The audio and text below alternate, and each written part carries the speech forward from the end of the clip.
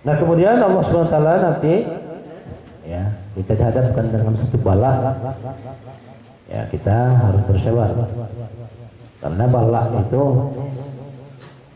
dianggap ujian namanya, ya kita anggap ujian. Ya kalau itu ujian berarti tanda kasih sayang Tuhan dengan kita kalau diuji. Sebab setiap orang mengikuti ujian mesti ada kelulusan. Kalau dia lulus dalam ujian itu ya dapat tanda dia, namanya tanda kelulusan. Tapi kalau dalam ujian nggak lulus dia, ya mungkin akan semakin terpuruk dia, namanya nggak lulus. Ya, nah ujian Allah Subhanahu Wa Taala itu hanya dua.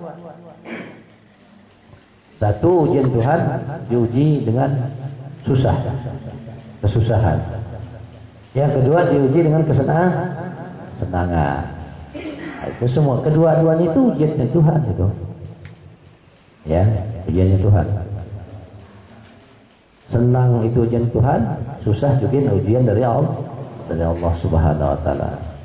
Dan semua manusia yang turun ke muka bumi ini pasti itu akan mendapat ujian dari Allah Subhanahu Wa Taala. Susah dan senang itu pasti dialami. Ya. Nah ada orang yang berhasil kalau diuji dengan kesusahan. Nah yang berhasil lulus ya. Ya. Ada orang yang berhasil juga diuji dengan kesenangan juga berhasil. Ya. Ada yang nggak berhasil diuji dengan kesusahan, nggak berhasil. Ada juga yang nggak berhasil tatkala diuji dengan kesenangan, nggak hasil. Ya. Ada juga yang ya diuji dengan senang dan susah berhasil. Ya. Nah, contohnya seseorang umpamanya ekonominya taruhlah di bawah rata-rata. Kita katakanlah dia miskin. Pada saat dia miskin, bukan main rajin ibadahnya, lalu diingat kepada Allah Subhanahu Wa Taala. Ya, nggak pernah dia meninggalkan sholat 5 waktu, ditambah lagi dengan ibadah-ibadah sunnah-sunnah yang lain. Ya. Kemudian dia memohon kepada Allah Subhanahu Wa Taala supaya ekonominya itu ya lebih baik, turunkan oleh Allah Subhanahu Wa Taala hingga menjadilah dia orang yang kita katakanlah dia berhasil dalam dunianya, berhasil. Ya. Nah begitu dia sudah menjadi orang yang sudah banyak harta, mulai yang namanya mall itu nggak tahu di awalnya, nggak ngerti yang mall itu apa sih, nggak tahu dia. Begitu sudah dapat ekonominya sudah membaik, baru tahu dia, oh yang namanya mall itu rupanya tempat belanja gitu. Iya, tempatnya berkumpul orang iya berasa sudah banyak duit, ya udah kerjaan ke mall melulu. Iya, nah itu istrinya kalau itu. Kalau bapaknya yang namanya tempat apa, roken, apa namanya? Hah? Apa? Kafe. Ya taruhlah kafe. Sebelah sananya kafe itu apa? Tempat karaoke ya. Yang awalnya nggak ngerti dia, karaoke itu apa sih? Nggak tahu dia. Yang kafe itu nggak ngerti juga bapaknya. Ya, karena punya udah banyak duit tadi berarti pergaulannya bertambah. Akhirnya ngerti dia. Yang namanya kafe, yang namanya tempat karaokean, yang namanya apa namanya bahasa kerennya apa? Brothel. Ya taruhlah itu. Jadi tahu dia. Ya, kalau sudah tahu biasanya akan semakin ingin tahu dia apa sih isinya di dalamnya itu. Nah, kan itu. Merasa banyak duit, ya, dia sudah PT, apa itu? Kan itu, sudah berani seperti itu. Yang akhirnya tahu hal-hal seperti itu. Ya, yang awalnya mungkin hanya lihat-lihat aja, seneng dari situ. Ya, kemudian karena senang tadi, ya kalau orang senang namanya, jelas suka berkunjung, yang akhirnya tahu luar dalamnya, tahu isinya. Ya, yang akhirnya apa? Sampai nginep dia di situ.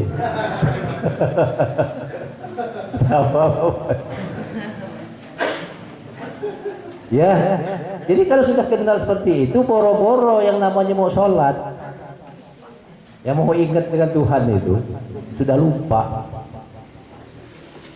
Nah, berarti kalau seperti ini lebih bagus miskinnya orang ini daripada kayanya. Jadi gak ada gunanya kalau kekayaan itu. Bagus dia miskinnya itu. Ya. Ada juga sisi sebaliknya. Dia hidup dalam kemewahan karena memang orang tuanya kaya, punya harta. Gak pernah yang namanya orang susah itu seperti apa, gak pernah ngerasa dia. Hidup dalam kesenangan. Karena senang, ya akhirnya kan orang senang namanya, selalu berpoya-poya. Ya, menghabis-habiskan harta, menghabis-habiskan waktu. Yang akhirnya namanya harta, lama-lama habis. Ya, nah begitu habis, pada saat dia kaya nggak pernah namanya kenal Tuhan, nggak pernah namanya ya belajar sholat aja enggak. Begitu dia sudah jatuh, nggak punya apa-apa lagi, baru sadar dia. Baru punya keinginan mau belanja. Nggak tahu baru dia rajin sholat. Berarti kalau seperti ini lebih bagus miskinnya orang ini daripada kayanya. Lebih bagus miskin. Berarti ya, kalau kita pikir-pikir ya, kasih sayang Tuhan itu berarti menyertai dia pada saat dia miskin. Kasih sayangnya tidak menyertai dia waktu dia kaya. Nah, sebaliknya yang miskin jadi kaya tadi. Ya, tapi ada juga yang berhasil kedua-duanya. Ya, dia orangnya kaya, kemudian dia taat. Sudah kaya dia taat. Semakin kaya dia semakin taat. Nah, itu yang bagus. Ya, itu yang bagus.